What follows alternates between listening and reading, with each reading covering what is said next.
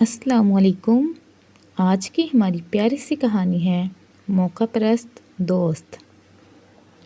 ایک سرسبز و شاداب وادی میں وسیع و عریض باغ واقع تھا۔ باغ کے وسط میں ایک بہت پرانا کنواں بھی موجود تھا۔ یہ باغ کسی وقت میں بہت سے درختوں کا گہوارہ ہوا کرتا تھا۔ چنار، شہتوت، املی اور جامن جیسے درخت یہاں کی زینت تھے۔ یہ درخت سایہ فراہم کرتے تھے۔ ان پر بسنے والے رنگ برنگے پرندے اس باغ کو گلستان بنا دیتے تھے۔ ایسی ہی شاخوں پر خوش رنگ تتلیاں منڈلاتی۔ جگنو راتوں کو چراغاں کرتے۔ یہیں پر قدیم شہتوت کے درخت پر چمن نامی چڑیا کا گھونسلہ تھا۔ اس کے قریب بڑے سے چنار پر کالو نامی کوا رہتا تھا۔ دونوں میں دیرینہ دوستی تھی، مگر یہ دوستی یک طرفہ تھی۔ چمن ہر خوشی کا موقع اپنے دوست کے ساتھ بانٹتی۔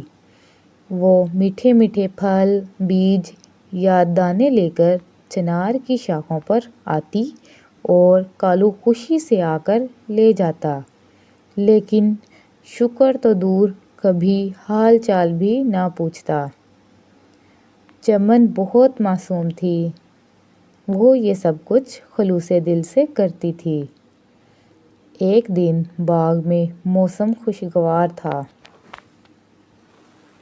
نیلے آسمان پر روئی جیسے بادل تیر رہے تھے اور سبز پتوں پر شبنم کی بوندیں جھلک رہی تھیں۔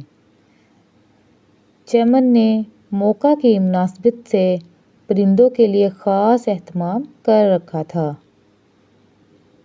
کالو بھی اس سے خوب فیض یاب ہوا۔ اگلی ہی رات چمن کے ہاں پرانے رشتہ دار مہمان بن کر آ گئے۔ چمن نے جلدی سے کھانا بنانا شروع کیا، مگر اسے پتہ چلا کہ اس کے گھر تو نمک ہی ختم ہو چکا ہے۔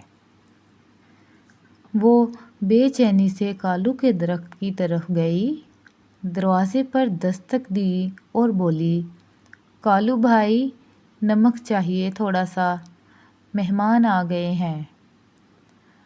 کالو نیند سے اٹھ کر دروازے پر آ کر بولا، میری طبیعت ٹھیک نہیں، میں سو رہا ہوں، کل آنا، اور دروازہ بند کر دیا۔ چمن حیران و پریشان اپنے گھونسلے میں واپس آئی۔ وہ دل ہی دل میں کچوکے کھاتی رہی کہ اس نے تو کبھی انکار نہیں کیا۔ خیر، اس نے کھانا مہمانوں کے سامنے رکھ دیا۔ اگلی رات طوفانی ہوائیں چلنے لگیں، بادل گرجنے لگے اور موسلا دھار بارش شروع ہو گئی۔ چنار کا پرانا درخت بارش میں ہلنے لگا اور کالو کا گھونسلہ زمین بوس ہو گیا۔ وہ خود بھیگ کر کانپ رہا تھا۔ اس کا سارا سامان بہہ گیا۔ اسے اچانک چمن کا خیال آیا۔ وہ کیچڑ میں لت پت کانپتا ہوا چمن کے گھونسلے تک پہنچا اور اس کے دروازے پر دستک دی۔ کون ہے؟ چمن نے چونک کر پوچھا۔ میں ہوں کالو، لرزتی آواز میں اس نے جواب دیا۔ چمن کو غصہ تو بہت آیا، لیکن اس نے دروازہ پھر بھی کھول دیا، کالو کو اندر آنے دیا۔ اسے سردی کے بچاؤ کے لیے چادر دی۔ شکریہ بہن، آپ آرام کریں، میں سو جاتا ہوں۔ کالو بولا۔ چمن اپنے پرس سمیٹ کر چپ چاپ گھونسلے کے کونے میں جا بیٹھی۔ صبح کا اجالا پھیلتے ہی وہ وہاں سے نکل گیا۔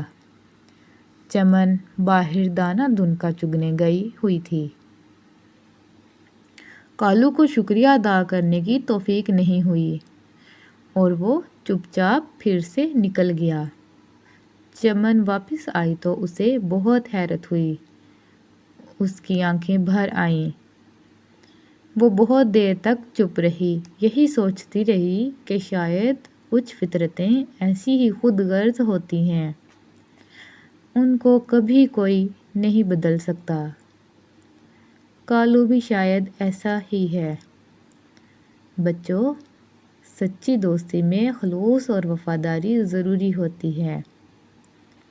جو صرف اپنے مطلب کے وقت ساتھ دے، وہ دوست نہیں، موقع پرست ہوتا ہے، اور جو دل دکھا کر بھی معاف کر دے، وہی سچا اور وفادار ہوتا ہے۔ تو ہمیں اس کہانی سے سبق ملتا ہے، ہمیں کسی کا دل نہیں دکھانا چاہیے۔